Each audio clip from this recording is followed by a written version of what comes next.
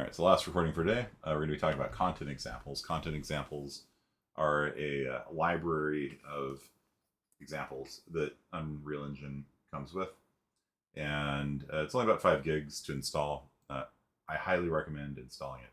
They're divided up into different levels, and so if you don't really understand levels, you're going to think it's a very small demo. Whereas in actuality, there's actually like a lot of different options that are available. If you want to learn how to do fabric, there's a lecture on that. So yeah, you can just hit play when the thing launches. And basically, the way these museums are laid out is that they're set in like these like exhibits. It's like a museum, and you can go up and like read the things. And it tells you, yep, you have to go into open level to see the other things. And they have these little demo stands here, and some of them are interactive. That one's not. Okay, here we go. This one, you can click and drag. You can see it pixelizes. Click, click, click. How do I use it? Oh, when you walk up, they stop playing. Okay. All right.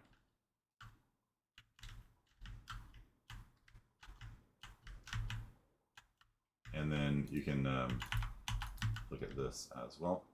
So then you unpause, then you like go back into the editor, and then you're like, all right, how the hell do they make that light bulb turn on? All right, so you like click on this thing here,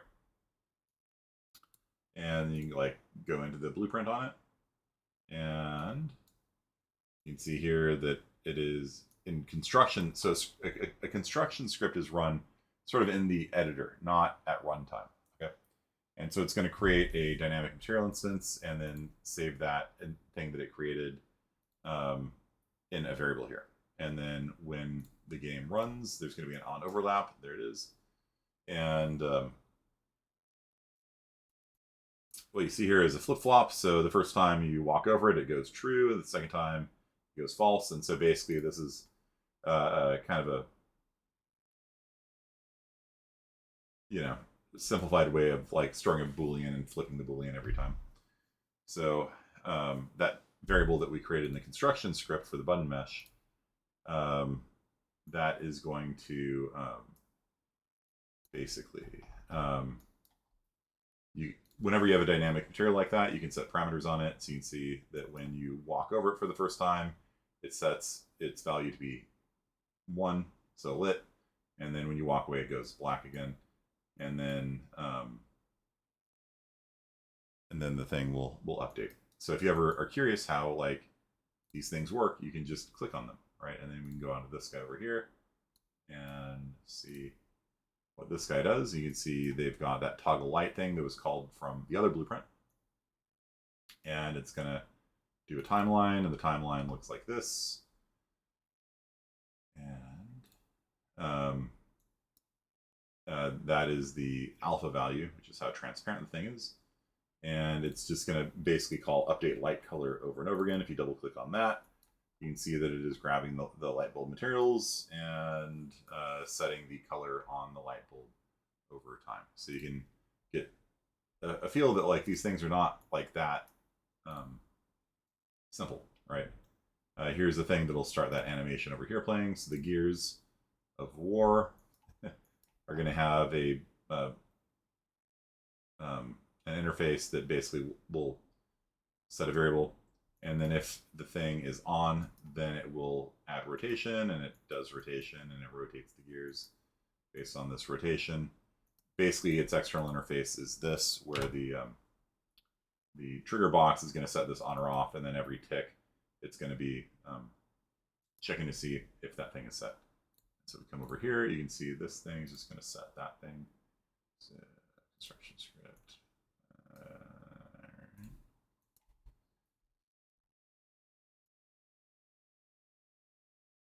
So it's going to grab, where's the guy? It's going to set on off to be true, and otherwise it'll set on off to be false. And it looks like it has a reverse timeline as well. It's got sprinting, that's cool. So you walk on here, and they run. You walk off, and they rewind. How do we do the rewind? Where's the rewind?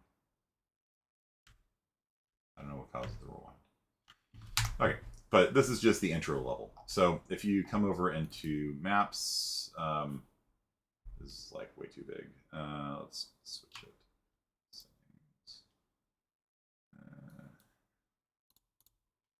List. Thank you. Okay. So they've got maps for like just everything that you can think of. So your homework assignment for this weekend is going to be going through the content examples, finding a couple things in the content examples that you're interested in, and then replicating them in your project. So they've got one for lighting. They've got one for level streaming, which I haven't talked about yet in this class. Landscapes. IK, that's inverse kinematics. If you have a target, and you've got a hand, and you want the hand to move with all these joints and things like that towards the target, it's called inverse kinematics. It's kind of advanced stuff, but you might like it. Adding decals. So like, I don't know, double click on that one. I'm not going to save the changes I made. And now we're in a different museum. You can see that we are in a different museum. It looks the same, but this is now the Decal Museum. And so you can see how decals are made, right? Decals are like the spray paint you can add to a wall and things like that. So got here decal. And you can have them blend. Oh, that's cool. That's a neat effect there. A mask decal. Oh, that looks really nice. Yeah. Okay. Projection. That's cool. So the spray paint is spray painted onto different things. And then some of these guys don't take decals and some do. And you can have them draw on top of each other. And you can animate them. And if you're curious about them, you can always click on the little green question mark.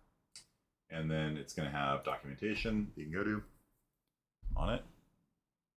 And that will launch Firefox. And you can learn about how to do that kind of stuff. And there's usually a string included in here somewhere. To help.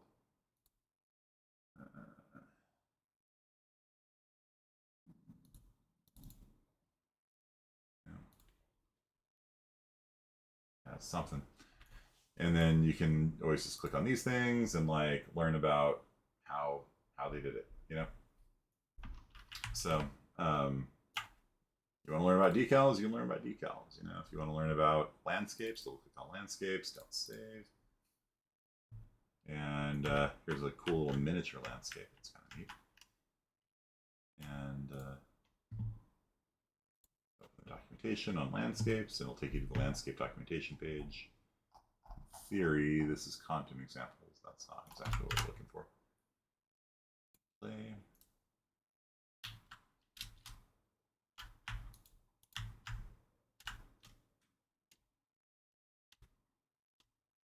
Spline tools. Oh yeah, so you can add like roads and stuff.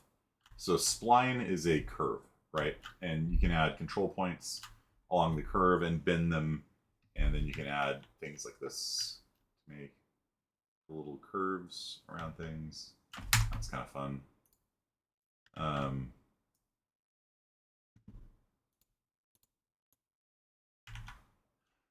Foliage tells you how the foliage thing works, and I guess that's it for landscapes. So, yep, look at the little green circles, and they'll kind of explain things to you. Let's see if we can find materials. Let's see, math, the Hall of Math. I like that.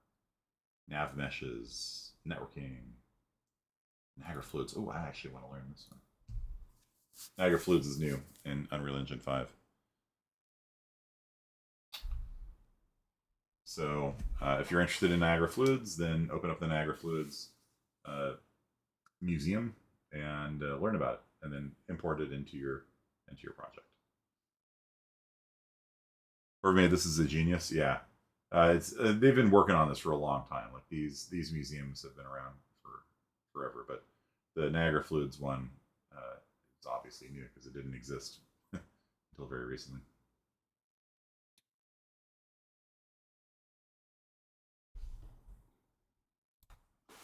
You must run in Pi. Do you know what Pi stands for? Plane editor. I like Pi. Numbers.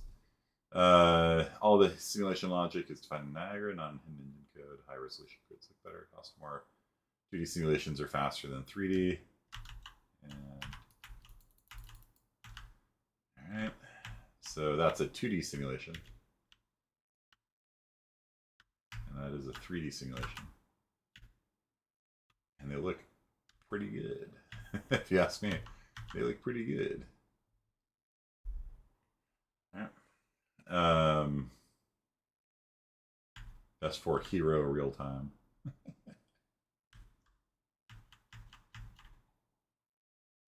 Yeah, that looks pretty rad. Liquid simulations, you got a 2D simulation here. Oh, that's pretty cool. And the 3D simulation here.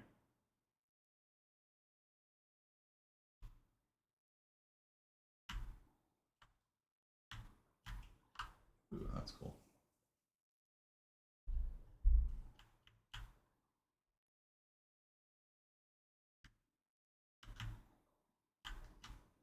Huh.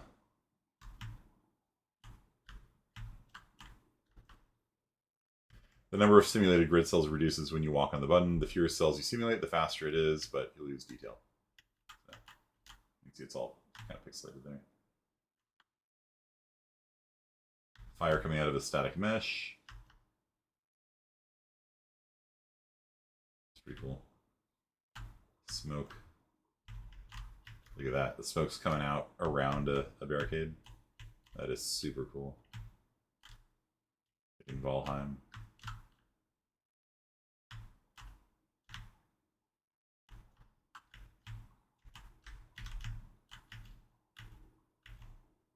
Colored smoke. Oh, that's cool.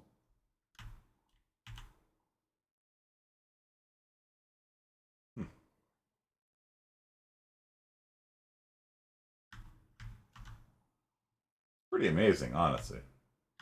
And all this stuff's free, too. So the 2D, you see how the 2D fire now is a sprite? You know, I told you guys about sprites last time. They're like a billboard that always faces you. So this one is a sprite. This one's not.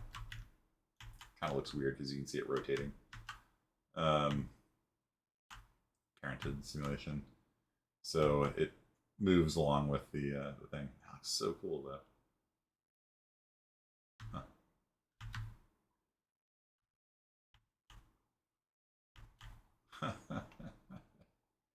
It's amazing.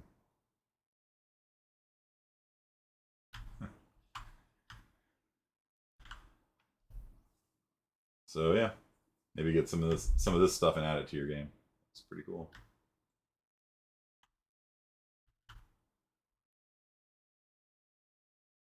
Yeah, that's nice.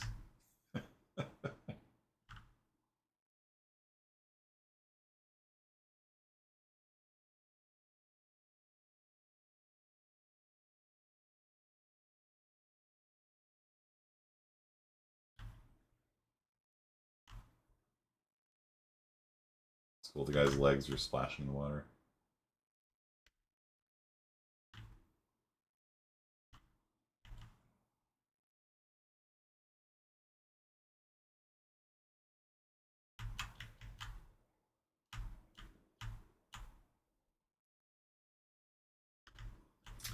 Yeah, so there you go. That's the content examples. Just so much stuff inside of there. There's the knowledge of the world located within these things at UMG area.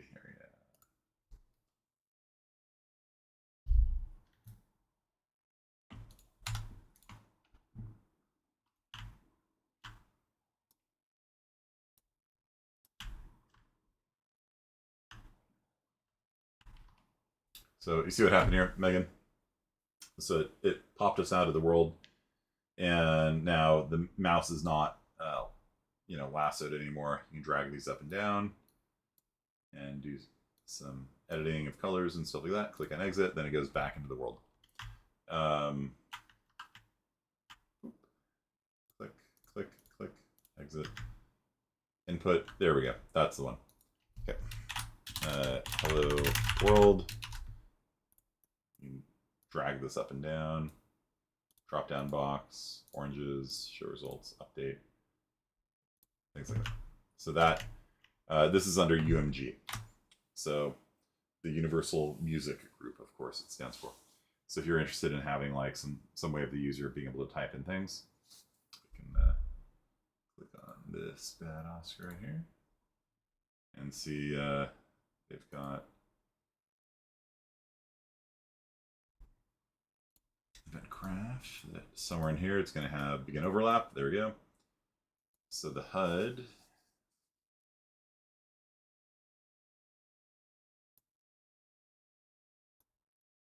is going to go into set visible.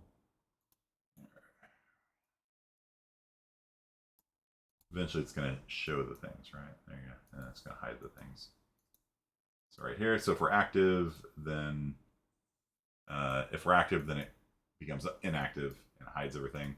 If we're inactive, then it becomes active and it shows everything. So, yeah. And that is going to be tied in with the widget, 3D widget class here, which is going to be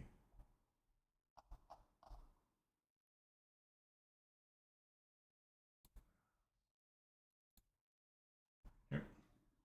So they've got a widget built, and then when they walk over it, they show it, and then I guess they don't have anything counted these things, huh?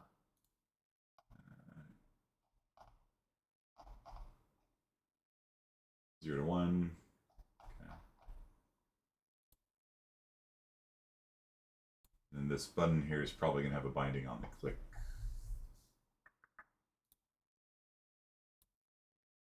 So yeah, so there's a binding on it so that when you click on the button, it'll do this thing here.